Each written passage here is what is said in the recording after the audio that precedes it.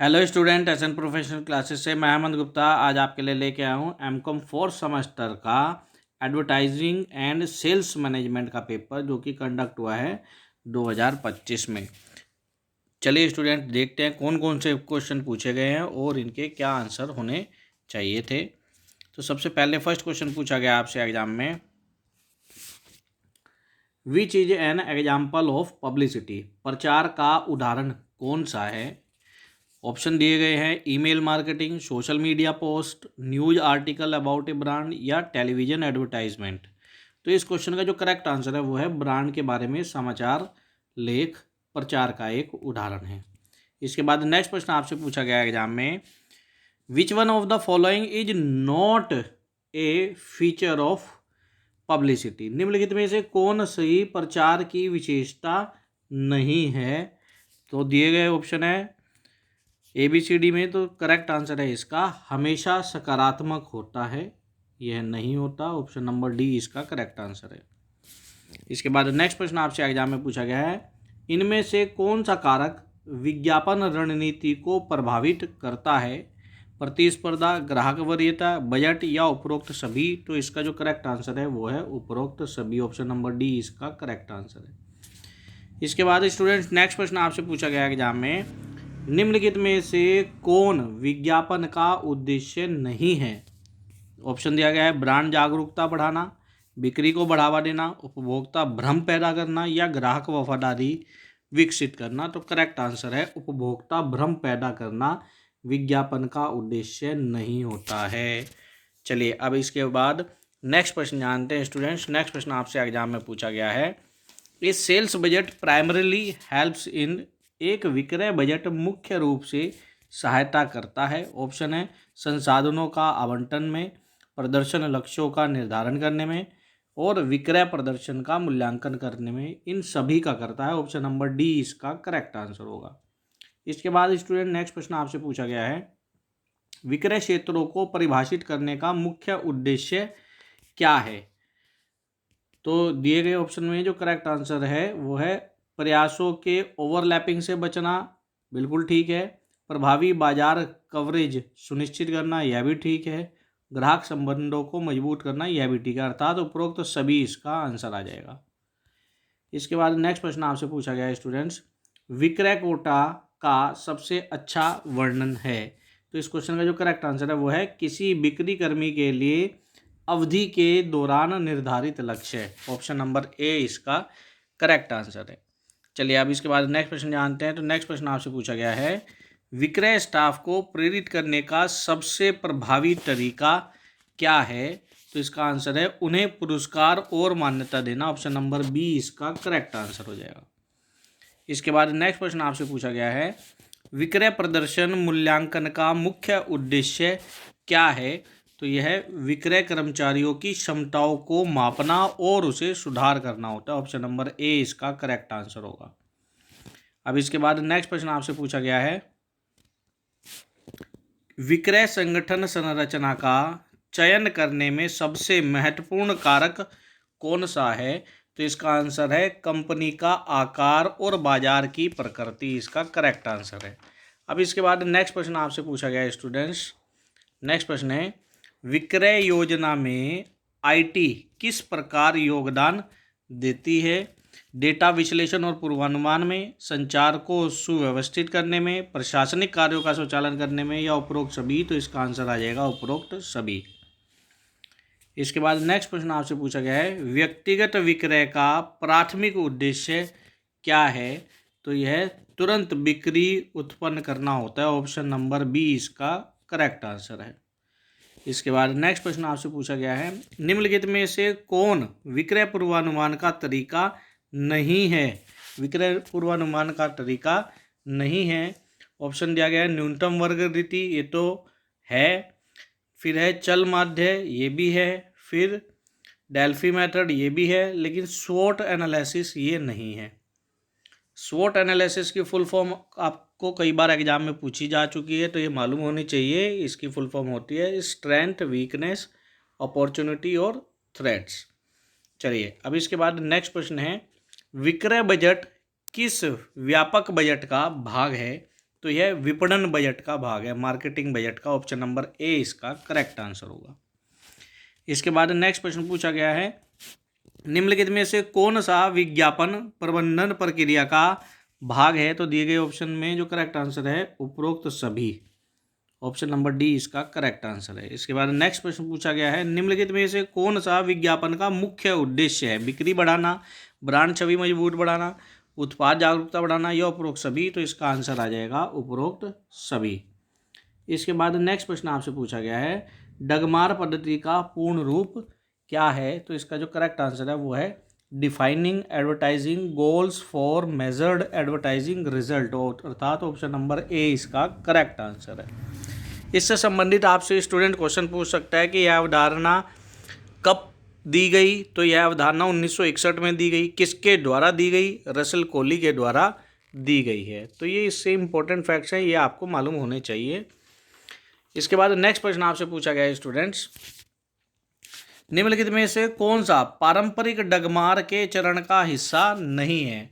तो ध्यान रखेंगे, पारंपरिक डगमार के जो ट्रेडिशनल स्टेज बताई गई हैं वो टोटल कितनी बताई गई हैं, ऐसा भी क्वेश्चन पूछ सकता है। तो ये टोटल 4 बताई गई हैं। 4 में से आपको 3 क्वेश्चन में दी गई है और एक जो है अब उन 4 स्टेजेस में शामिल नहीं है, तो उसको जानना है। और चौथी कौन सी है उसको भी जानना है। तो जागरूकता, अवेयरनेस 4 स्टेज में से एक स्टेज है। फिर है कॉम्प्रिहेंशन, यह भी 4 स्टेज में से एक स्टेज है। फिर है कन्विक्शन, ये भी एक स्टेज है। और चौथी स्टेज है एक्शन, ना कि इवैल्यूएशन, अर्थात ऑप्शन नंबर डी इसका करेक्ट आंसर हो जाएगा। इसने कहा था हिस्सा नहीं है, उसको हमें बताना था। अब इसके बाद नेक्स्ट प्रश्न है, विज्ञापन में ब्रांड जागरूकता का क्या अर्थ है? विज्ञापन में ब्रांड जागरूकता का क्या अर्थ है? उपभोक्ताओं द्वारा ब्रांड की पहचान। ऑप्शन नंबर ए इसका करेक्ट आंसर होगा। अब इसके बाद नेक्स्ट प्रश्न जानते हैं। तो नेक्स्ट प्रश्न आपसे पूछा गया है, विज्ञापन प्रबंधन की भूमिका क्या है? तो विज्ञापन रणनीतियों की योजना बनाना और उन्हें कार्यान्वित करना, इसका करेक्ट आंसर हो जाएगा। ऑप्शन नंबर ए इसका सही आंसर है। अब इसके बाद नेक्स्ट प्रश्न जानते हैं स्टूडेंट्स। नेक्स्ट प्रश्न है आपका, विक्रय क्षेत्रों को विभाजित करने का मुख्य उद्देश्य क्या है? तो दिए गए ऑप्शन में से जो करेक्ट आंसर है वो है विक्रय कर्मचारियों के कार्यभार को कम करना है। ऑप्शन नंबर बी इसका करेक्ट आंसर है। इसके बाद नेक्स्ट प्रश्न आपसे पूछा गया है, विक्रय बल को भर्ती करने का पहला कदम क्या है? तो इस क्वेश्चन का जो करेक्ट आंसर है स्टूडेंट्स वो है नौकरी की आवश्यकताओं को परिभाषित करना है। ऑप्शन नंबर बी इसका करेक्ट आंसर हो जाएगा। इसके बाद नेक्स्ट प्रश्न आपसे पूछा गया है, निम्नलिखित में से कौन सा विक्रय प्रशिक्षण की विधि नहीं है? तो यह ग्राहक फीडबैक सर्वेक्षण जो है इसका करेक्ट आंसर हो जाएगा। चलिए अब इसके बाद नेक्स्ट प्रश्न जानते हैं स्टूडेंट। नेक्स्ट प्रश्न आपसे पूछा गया, निम्नलिखित में से कौन एक सामान्य विक्रय कर्मचारी मुआवजे का प्रकार है? तो दिए गए ऑप्शन में जो करेक्ट आंसर है वो है उपरोक्त सभी। इसके बाद नेक्स्ट प्रश्न आपसे पूछ रहा है, बिक्री प्रतियोगिता का मुख्य उद्देश्य क्या है? तो यह कर्मचारी सहभागिता बढ़ाना होता है। ऑप्शन नंबर ए इसका करेक्ट आंसर होगा। इसके बाद नेक्स्ट प्रश्न आपसे पूछा गया है, विक्रय कर्मचारियों के प्रदर्शन का मूल्यांकन करने में कौन सा प्रमुख कारक है? ऑप्शन दिया गया है संपर्क करने वाले ग्राहकों की संख्या, उत्पन्न विक्रय राजस्व, ग्राहक फीडबैक या उपरोक्त सभी। तो उपरोक्त सभी इसका आंसर हो जाएगा।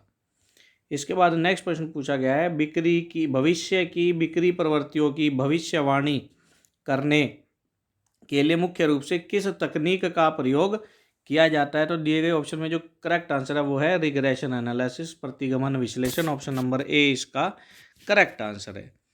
इसके बाद नेक्स्ट प्रश्न पूछा गया, निम्नलिखित में से कौन विज्ञापन की विशेषता नहीं है? तो दिए गए ऑप्शन में जो करेक्ट आंसर है वो है व्यक्तिगत संचार। ऑप्शन नंबर बी इसका करेक्ट आंसर है।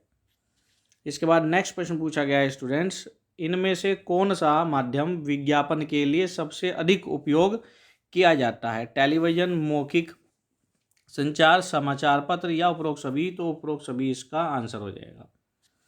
इसके बाद नेक्स्ट प्रश्न पूछा गया है, निम्न कौन सी विज्ञापन तकनीक भावनाओं पर प्रभाव डालती है? तो इसका आंसर है भय आधारित विज्ञापन। ऑप्शन नंबर बी इसका करेक्ट आंसर है। इसके बाद नेक्स्ट प्रश्न आपसे पूछा गया है, निम्नलिखित में से कौन विज्ञापन का प्रकार नहीं है तो यह जनसंपर्क, पब्लिक रिलेशन इसका करेक्ट आंसर है, ऑप्शन नंबर सी। चलिए अब इसके बाद नेक्स्ट प्रश्न आपसे पूछा गया है, विक्रय योजना में आईटी किस प्रकार योगदान देता है?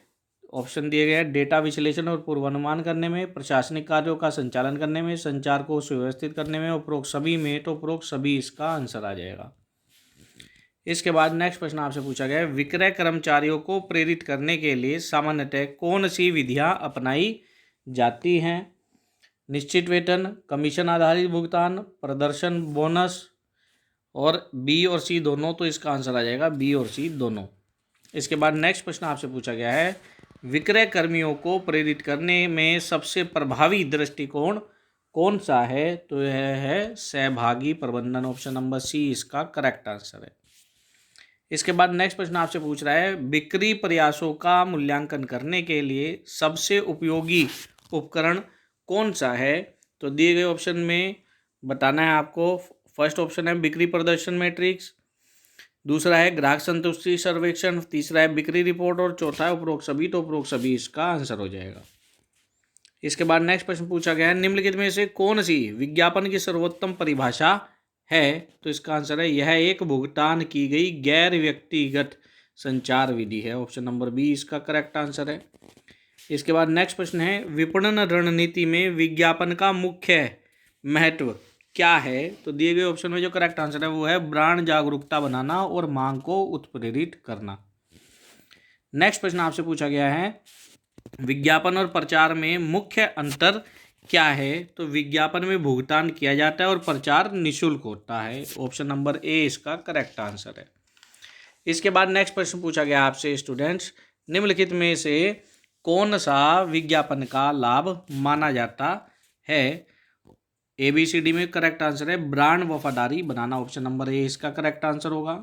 इसके बाद नेक्स्ट प्रश्न पूछ रहा है आपसे, डगमार पद्धति में विज्ञापन का प्राथमिक लक्ष्य क्या है? तो यह है मापनीय संचार उद्देश्यों को प्राप्त करना होता है, ऑप्शन नंबर सी इसका करेक्ट आंसर है। नेक्स्ट प्रश्न पूछा गया है, विज्ञापन प्रबंधन प्रक्रिया में किस चरण में रचनात्मक अवधारणा का विकास सम्मिलित होता है? तो इस क्वेश्चन का जो करेक्ट आंसर है वो है रचनात्मक रणनीति विकास में। इसके बाद नेक्स्ट प्रश्न पूछ रहा है, निम्नलिखित में से कौन सा पारंपरिक विज्ञापन का रूप नहीं है? तो इसका आंसर है social media ad, option number C इसका करेक्ट आंसर होगा। इसके बाद नेक्स्ट प्रश्न पूछा गया है, निम्नलिखित में से कौन सा विज्ञापन योजना का एक तत्व है? तो यह है बाजार विश्लेषण, ऑप्शन नंबर ए इसका करेक्ट आंसर है। नेक्स्ट प्रश्न पूछ रहा है आपसे, विज्ञापन प्रबंधन प्रक्रिया में कौन सा तत्व महत्वपूर्ण है? तो इसका आंसर हो जाएगा बजट निर्धारण, रचनात्मक रणनीतिक विकास, मीडिया योजना और खरीद, या उपरोक्त सभी। तो उपरोक्त सभी इसका आंसर हो जाएगा।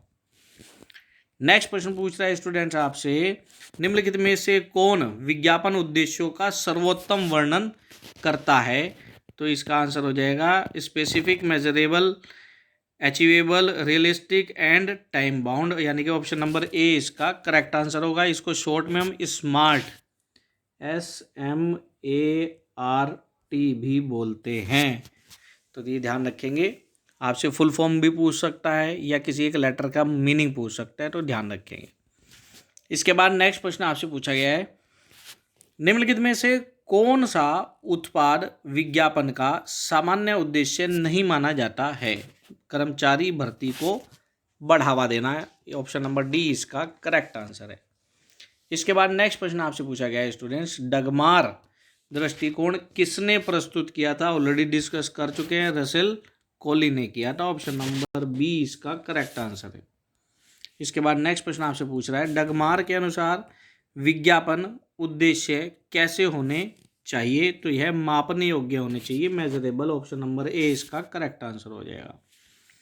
इसके बाद नेक्स्ट प्रश्न आपसे पूछा गया है, विज्ञापन में पोजीशनिंग का क्या अर्थ है? तो उत्पाद को ग्राहकों के मस्तिष्क में विशेष स्थान दिलाना होता है, ऑप्शन नंबर बी इसका करेक्ट आंसर हो जाएगा। इसके बाद नेक्स्ट प्रश्न पूछा गया है, विज्ञापन बजट का निर्धारण करने में कौन सा प्रमुख कारक सम्मिलित होता है? तो दिए गए ऑप्शन है उत्पाद की कीमत, कंपनी का ब्रांड मूल्य, प्रतियोगिता की तीव्रता, या उपरोक्त सभी। तो उपरोक्त सभी इसका करेक्ट आंसर है। तो स्टूडेंट्स ये थे एडवर्टाइजिंग एंड सेल्स मैनेजमेंट के पहले 50 क्वेश्चन का ऑफिशियल आंसर की के साथ सॉल्यूशन। सेशन कैसा लगा कमेंट बॉक्स में कमेंट करके जरूर बताएं और साथ ही साथ इस सेशन को अपने अन्य मित्रों के साथ जरूर शेयर करें ताकि वो भी इसका बेनिफिट ले सके। मिलते हैं अपने नेक्स्ट सेशन में, तब तक के लिए bye bye student and best of luck for your examination.